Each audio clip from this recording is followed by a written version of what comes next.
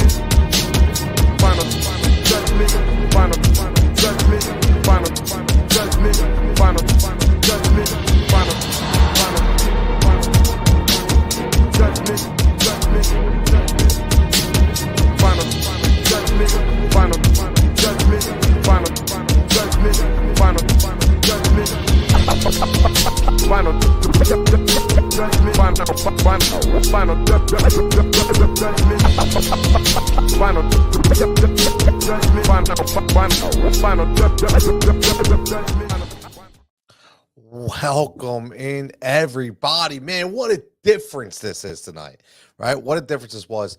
2 days ago, we get on here and we go crazy because we're wondering what the hell happened to our Philadelphia 76ers and just saying, listen, is there a way? Is there a way that we can do this, right? There was a lot of question marks, number one, after they got blown out, right? And then they come back and now they go into Boston and they do the unthinkable. They do the unthinkable. And listen, before everybody starts with that, we told you Joel Embiid was fine. You told you. See, here's where everybody takes things out of context. Number one, this is the final judgment. Make sure you're following and you're subscribing. Wherever you're watching this at right now, follow, subscribe, and like. Very simple.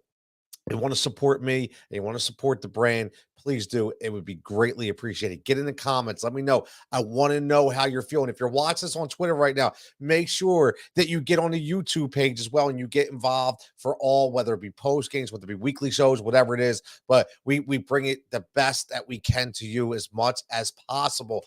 And there is so much to break down from this game. But to get to my context, just so everybody understands, and I wish my boy Chuck would join this stream. One day I'm going to get him on here, okay? Because I never said that there was a problem with the play of Joel Embiid. I never said that. What I said was I was concerned that he needed to be motivated. And I'll tell you what, tonight, listen, not just about motivation, right? Adam checking in says total domination. Let's go Sixers. Absolute total. And guess what? They didn't let him back in. That's the big thing. They didn't let him back in. It almost started to collapse. My man Mike checking in says, play the song. Absolutely. Play the song. I don't want to come in here like Anthony Gargano. Okay. But absolutely play the song, right? Play the song. But how about this? How about, dude? And again, one thing is for sure. And I tell you this all the time, no matter where you're watching or however long you've been following me on here, you know one thing. I am not afraid to eat crow. I am not afraid to say that I'm wrong, okay? And I've done one thing over and over again, and that is kill Doc Rivers. Let me just tell you this, okay? Doc Rivers won this game tonight, okay? Doc Rivers won this game tonight. Yes, Tyrese Maxey finally played like Tyrese Maxey. Right? That was the one thing I said to this on the show. I don't want you to be James Harden. I want you to be Tyrese Maxey. I want you to be that aggressor. I want you to go back and be that fun-willed kid, right? 100%. 100%. And that's what he did tonight. He was finally Tyrese Maxey growing up right in front of our eyes, and we needed it so desperately. Completely different team with Tyrese Maxey, but I got to give Doc some credit. I got to give Doc some flowers. He completely outcoached Joe Mazzulla. Completely outcoached him. Okay? And I'll say one word, actually 2 words, Daniel House. right? Doc saw the disadvantages on the floor, and he went to a different rotation, and he throws Daniel House in there, who had an absolutely defining game off the bench. We have watched the NBA for so many years. I don't care if it was the Bulls of the 90s. I don't care if it was the Heat of the 2000s or the Lakers of the 2000s. It doesn't matter, okay? Or the Spurs. There's always that player that steps up when you least expect it, put into that role by their head coach. And tonight, it was Daniel House. He brought energy. He brought that dog. How many times have we sat here and said, where's that dog mentality besides PJ Tucker? So many people on here, me included, said they just don't have that dog in them, man. They just ain't got that dog. PJ can't do it all. And Daniel House was that dog tonight. Okay, he was that dog tonight. And very simple. Daniel House comes on the floor, plays 15 solid minutes, shoots 71% for 10 points, and played some ridiculously good defense. Transition. Listen, that is why I say we got to give Doc some credit, okay? Because one thing that we were completely lacking was transitional defense. It was one thing where we could be beat on as a transitional defense, and he saw the limitations. And when he put Daniel House in there, it changed everything. Because again, it's so funny. I was talking about this today with a couple of people. Listen, bang, bang, Niang. No disrespect to George Niang, but you're not it, man. You're not it. We need more athleticism against a team like Boston to be able to play that transition game. And that's exactly why Daniel House was in there playing those minutes. He was able to give you more athleticism. He was able to give you more dog and give you more offensively in the transition game on the offensive side of the ball, which was completely key, which was absolutely huge. So this is a huge deal. This is a huge deal because, number one, we didn't let the lead slip away. Okay. Number two, we closed the game out. And we closed the game out without having to put our guy Joel Embiid back in the game. Mike Check-in says, rebounded great. Yes, he was all over. My man Sean checking. What's up, Sean? Says, is it bad? I still don't feel comfortable unless they're up 15 with less than 2 minutes left in the game. Sean, listen, they gave us some nail bite moments at the end, bro. They did. They really did. I mean, listen, I think Boston went way too early to all their bench. The all Indiana squad, no pun intended, but I can't believe they went that early. And then the Sixers kind of went that early. And listen, no disrespect to Shake Milton, but bro, you weren't prepared to get in that game. You had an opportunity to go in there and make some shots at the end and close the game out. And Doc got you out with the quick hook. It was like Showtime at the Apollo with the clown with the hook coming out, just taking them right off the stage, man. Listen, Shake, you're not built for it right now, man. No disrespect, but you're just not. And I'm glad that Doc was like, look, I can't mess around with this. I got to get him back out. Throw DeAnthony Melton back in there. Throw the veteran back in there to close this game out. And that's what they had to do. So big game from the Philadelphia 76ers. Sean, I understand. I said it today. Listen, I still wasn't confident. I said today, I completely agree with you, man. 100%. Consistency, right? Maybe that's changing. I don't know.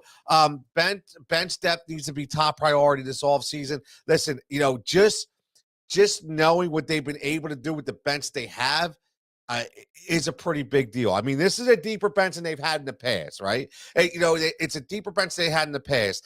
But this is the playoffs, man. The playoffs are going to go 6 deep. You're going to go 6 deep. And, you're going to mix and match that number 6 guy. You're rarely going to go 7, unless you go into foul trouble, one of your big dogs. So I think right now, I actually like the way it's set up. I do. I wish we had more athleticism at certain parts. I think that's what they thought Jalen McDaniels was going to be. But listen, he hasn't played really well in the playoffs. So we'll see what happens. Joe says, don't think anyone can honestly say they expected this outcome. Joe, 100%. I literally sat there and I was texting a couple people. I was sitting there with my 2 sons watching the game. And I said, I cannot believe I'm watching this. I did not expect this. And again, I didn't expect this, Joe, but you know what? They've built us up to disappointment. It's not our problem, right? It's not our fault that we don't expect this because we have just been burdened with disappointment year in and year out. Even during the regular season, the inconsistent play is mind-boggling. And you know what? Here's the thing. one thing I'll say about Doc Rivers, I'll always trust him against a rookie head coach, right? A very young head coach. This is where 100% he can outgame somebody. And that's kind of what he did. Ivan says the energy looked a lot different than the other day when Embiid got his absolutely huge energy swing. Huge energy swing. And this is my point. Like, these are the games you shouldn't have to get somebody up in your face to get up for a game like this. So I'm glad that we're not talking about that as well. We're not talking about guys on the court getting in somebody's face just in order to be able to play. I'm so glad that we're not talking about that. Bill says, hopefully the bench can feed off of House's play. Bill, that's what I was saying, man. That was huge. That was huge. Daniel House could absolutely, and you can say what you want. I know, listen, Tyrese Maxey, unbelievable, right? And we talked about this. We needed him to be that third guy. But I'll tell you what, you can absolutely give an MVP vote tonight to Daniel House. That's how important of a role he played. And again, this is where these guys come in, man. It's like, it's so funny. Like, I remember watching certain plays in the Bulls, right? When guys like a Trent Tucker would come in or a Scott Williams off the bench, and you're like, and they would give you such meaningful minutes at a pivotal part of the game. And you're saying, where did these guys come from? And that's coaching.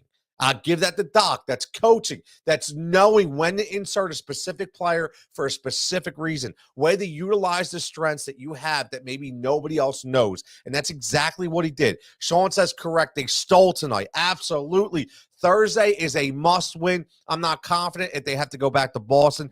Thursday will show this team's true colors. 100% agree. 100%. My man Troll says, people are saying how great Doc is because the other coach blows. Listen, man, I'll tell you what, the other coach doesn't blow, man. Listen, whether you're a Philly fan, whether you're a National fan, Joe Mazzulla doesn't blow. Joe Mazzulla is a rookie head coach. Okay, he's only been in the league since 2019, man. Like, you got to give this guy his due.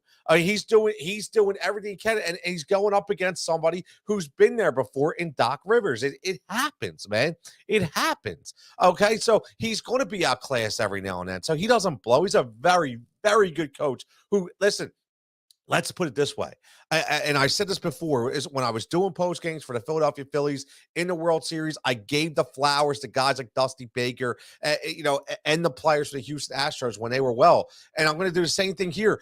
Joe Mazzulla took over for a guy, okay, who had a lot of adversity at a time where, Boston was kind of, what way did they go? Were they going to let that adversity eat them alive and that culture, that team, in the Udoka situation? So Udoka's gone. He gets fired and Mazzola steps in. And listen, he picked up the pieces, man. You got to give that to him. Adam says Embiid was focused and locked in and having fun and winning. Listen, when Embiid is locked in and having fun, that's when we're having fun, right? That's when we're having fun. We just got to, again, I'm glad he took his time in order to have fun, so to speak, and he didn't start doing it in the first quarter. So that is a absolutely big deal.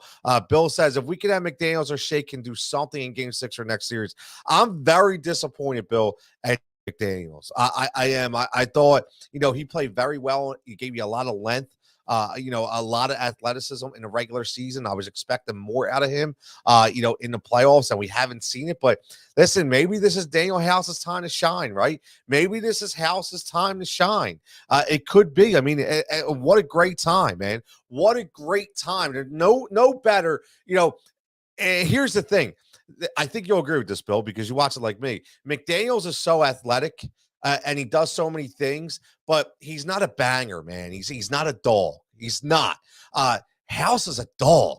And I think Doc realized that in this series, okay, against guys like Brogdon, against guys like Marcus Smart, and guys like Robert Williams, you got to be a dog. You got to be a dog. And he threw the dog in there, and look what happened. Now you had two dogs on the squad with him and PJ Tucker, and look at the outcome. The energy was different.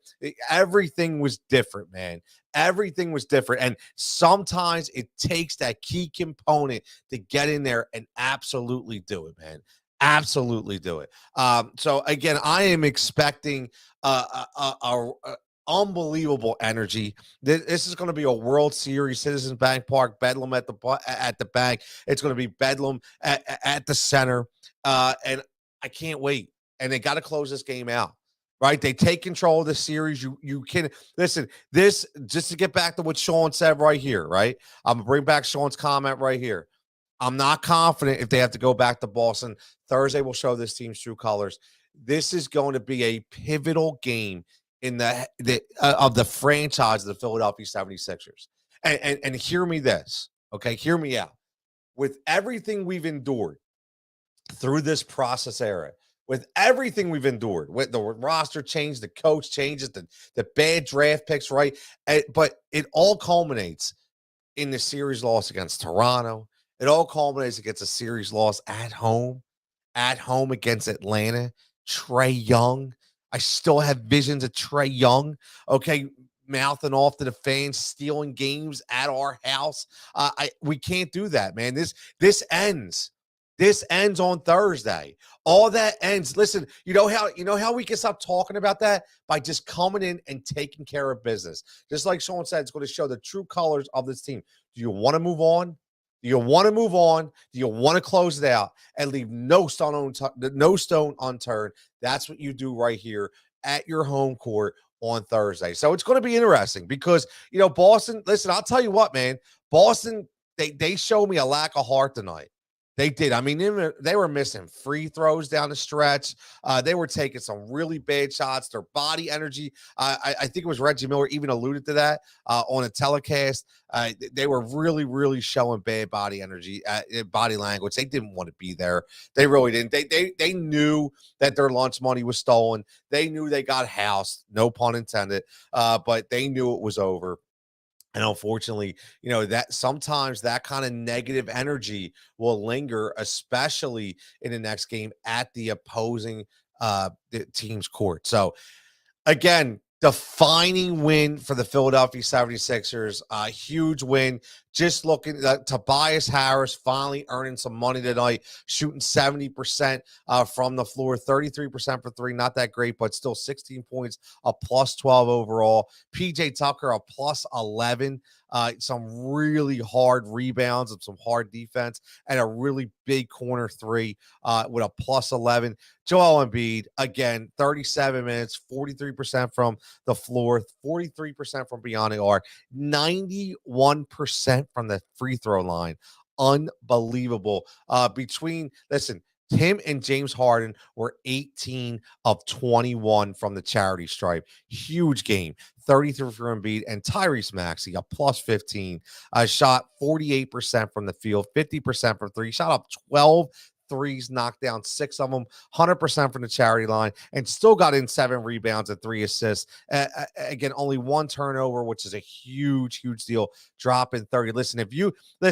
And here's where you don't need James Harden to be James Harden, right? And I think you saw a pivotal game right here. Is Maxey going to get 30 all the time? No. But if Maxey can give you that a high percentage from the outside, and they have to respect Tyrese, and he's playing with that aggression that we need, you allow James Harden to be that facilitator, give you a quiet 17 and 10, and even 8 boards, almost a triple-double. That's how you win. That's how you win. So again, a huge, huge swing of momentum here in this series, and I can't wait till Thursday. I can't wait. That's all I got to say, man. I just want to get on here, get everybody's vibe, give my thoughts. I'm happy I was able to watch this game and actually be elated afterwards and not disappointed. I can only come on here and Big Jigsaw so much and just bury. It's nice. It's really, really nice to have some positive moments to talk about. Bill says it means nothing. I agree. And it's a great way to close this show out on Bill's comment right here. It means nothing if they don't finish Thursday night. This performance needs to carry. A very, very great quote and great way to end this show. Cause what's up? Game 6. Let's go. Absolutely. I mean, listen, I know I'm going to have the popcorn ready. I know I'm going to be sitting there ready. And again, at the end of the day, this has to be 100% has to be a win. It has to be a win. So get your Sixers gear ready. Get it going, because we do not want to go back to Boston. We want to close this series out and finally get off this vibe of these bad losses in the playoffs at home. We got to end on this. Rest in peace, Tug McGraw. Bill says, Tug said it best. You got to believe, man. You got to believe. And after tonight, what I witnessed, after tonight, I believe. It took, but again, it took a performance like that for all of us to be able to believe, to say, okay, they got it. They have it. Now, again, they can't lose it. So until Thursday, Game 6, let's go Sixers. Like I always say, for everybody checking in, much appreciated on this show. Some people have takes, some people have thoughts, but on this show, you get the final judgment.